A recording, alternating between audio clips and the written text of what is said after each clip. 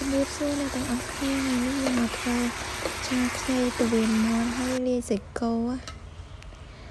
តោះឥឡូវយើងទៅចាប់តាមមើលពីរបៀបធ្វើទាំងអស់គ្នាវាអត់មានអីពិបាកធ្វើទេដំបូងគឺខ្ញុំមានខ្ទឹមបារាំងខ្ញីសាច់គោពវៀនម្ទេសហើយនិងលឹកខ្ទឹមហើយយើងចាប់ផ្ដើមដាក់ខ្ទះទៅហើយចាក់ប្រេងឆាចូលដាក់ខ្ទឹមចូលទៅបំពងវាឲ្យឈ្ងុយទៅហើយយើងដាក់ពវៀនចូលមុនដោយសារពវៀនវាវិញស្វិតជាងសាច់គោអញ្ចឹងយើងត្រូវឆាវាមុនឲ្យវាឆ្អិនល្អឈ្ងុយល្អហើយយើងដាក់សាច់គោចូលហើយយើងដាក់សាច់គោចូលហើយយើងឆាវាកូរវាឲ្យទៅចូលជាតិសិនទៅចាំយើងដាក់គ្រឿងយើងដាក់ប្រេងខ្យងទឹកស៊ីអ៊ីវ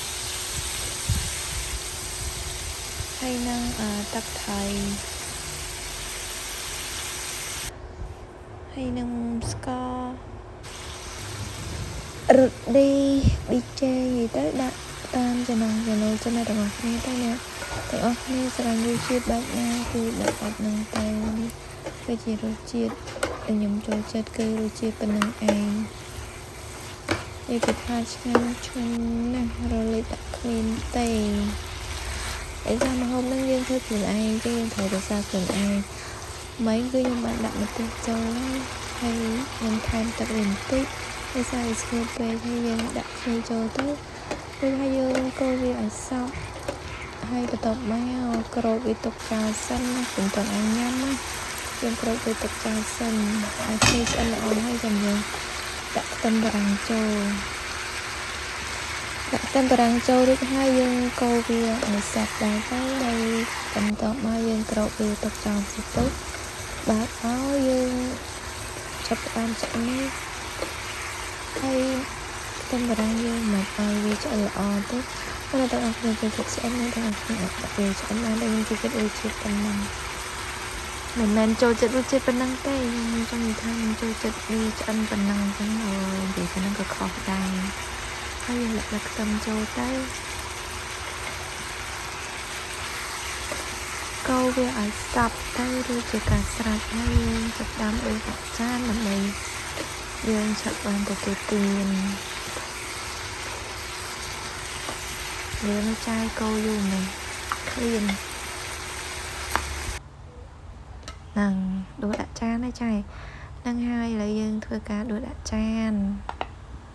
ដើម្បីបានញ៉ាំអញ្ចឹងណាដួសលឿនទៅចាយអើយឥឡូវយើងដួសដាក់ចានហើយតិចទៀតអ្នកទាំងអស់គ្នានឹងទៅមើលចាយនឹងគាត់ញ៉ាំថាមើលទៅតំណងអត់ខ្ញុំមើលទៅមុខចាយនឹងញ៉ាំបាយដូចជាកញ្ញើដល់ហើយមិនដឹងជាគាត់មានរឿងអីទេអញ្ចឹងទៅតាមដានការញ៉ាំរបស់ចាយនឹងទាំងអស់គ្នាបាយបាយ